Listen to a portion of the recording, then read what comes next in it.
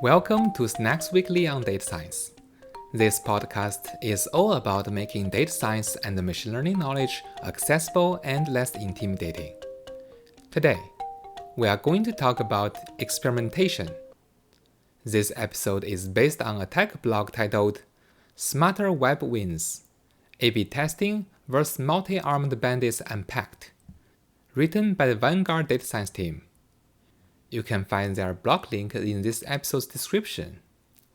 Throughout this episode, we will explore this topic from both the business and data science angles. Now, let's dive in. On the business side, let's take a look at the problem to be solved. Vanguard is one of the largest investment management companies in the world. It has over $8 trillion in global assets under management. If you've heard of mutual funds, index funds, or retirement accounts, you probably heard of Vanguard.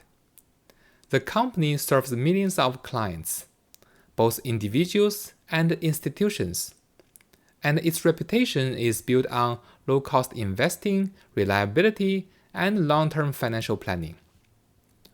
For a company like Vanguard, digital channels are increasingly important.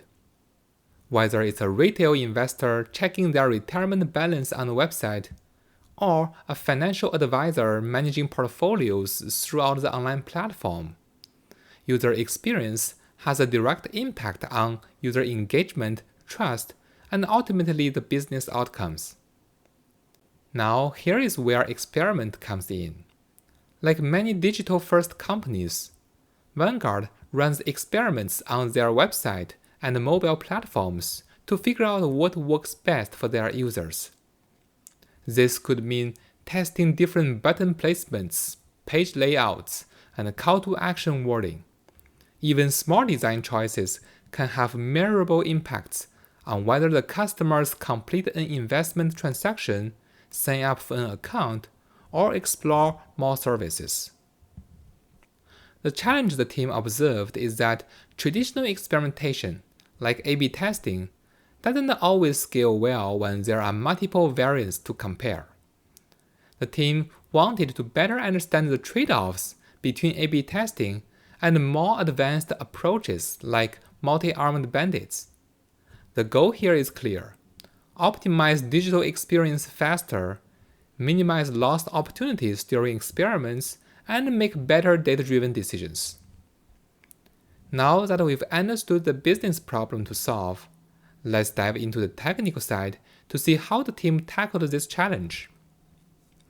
At its core, the question is, should we use A/B testing, or should we use multi-armed bandits to optimize web experience?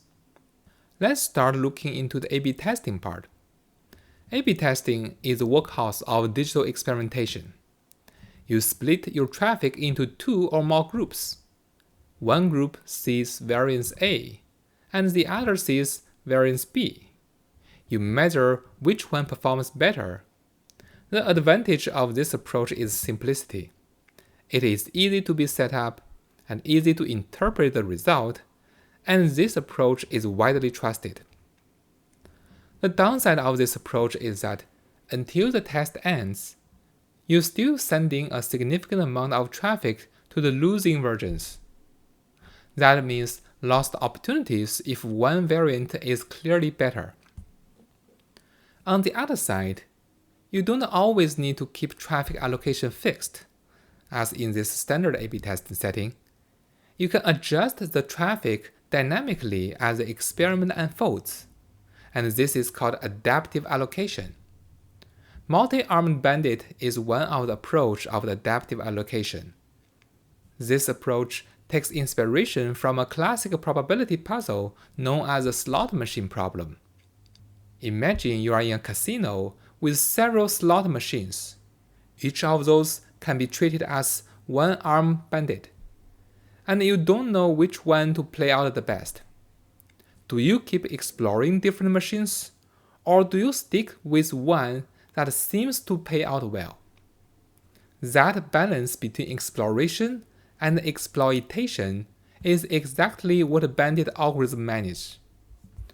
To research on what is a better approach for experimentation setting, the team compared 3 approaches in a simulation study. One is the traditional A/B testing, one is adaptive allocation, which is implemented by a third-party provider, and the third one is Thompson Sampling multi-arm bandit, which is a popular Bayesian bandit method. Thompson sampling works in a way that in each trial, the algorithm samples a possible success rate for each of the variant, and then picks the one with the highest sampled value. This means that the best performing version gets more traffic, but still the weaker versions still receive occasional traffic to make sure the algorithm isn't missing out a late booming winner. You can think of it like a manager who not only tracks sales numbers, but also consider how much data they have on each salesperson, and giving everyone some fair opportunities before making the big bet. The team also need to define some ways to make the evaluation of this 3 approach. And this evaluation was based on 2 metrics. One metric is efficiency. This is the time it takes to identify a winner. The second metric is regret. So what does regret mean here? Think of it as the cost of missed opportunities. If you spend weeks sending half of your users to a version that converts poorly, you've lost potential signups or sales that could have been captured if you had shown them the better version. Multi-arm bandit approach tries to minimize the regret by dynamically shifting traffic to stronger performers.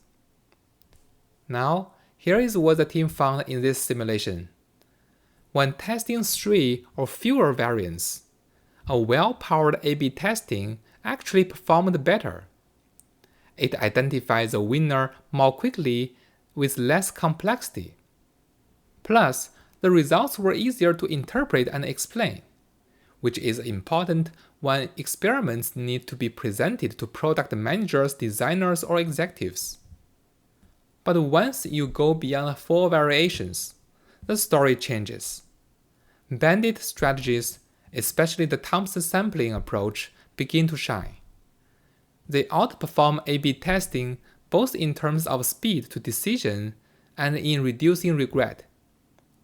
That means users in average spend less time seeing underperforming versions, and the company could capture more of the potential uplift during the experiment itself.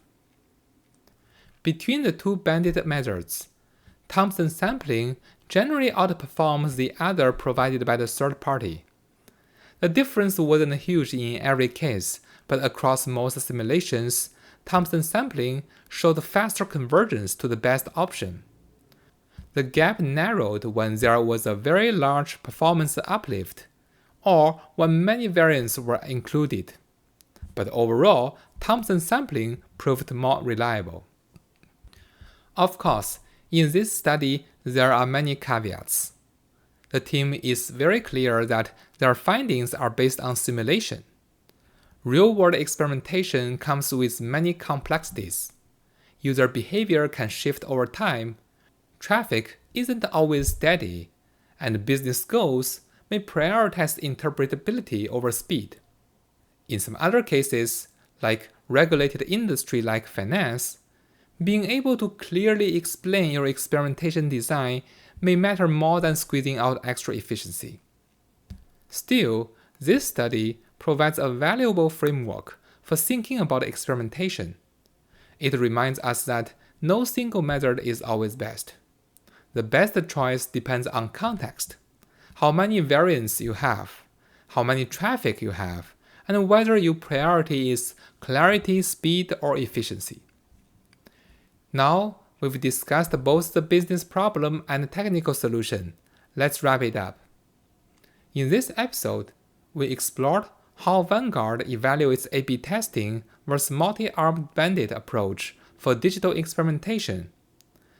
Their simulated study showed that A/B testing is often the better choice for a smaller number of variations, while bandit strategies like Thompson sampling approach, become more effective as the number of variations increases. The broader lesson is that experimentation design should always be context-aware, balancing simplicity, speed, and interpretability depending on your business needs. If you like the content of this episode, please subscribe to the channel. Give me a 5-star review and leave a comment. Your feedback is very appreciated, and I'll see you next week.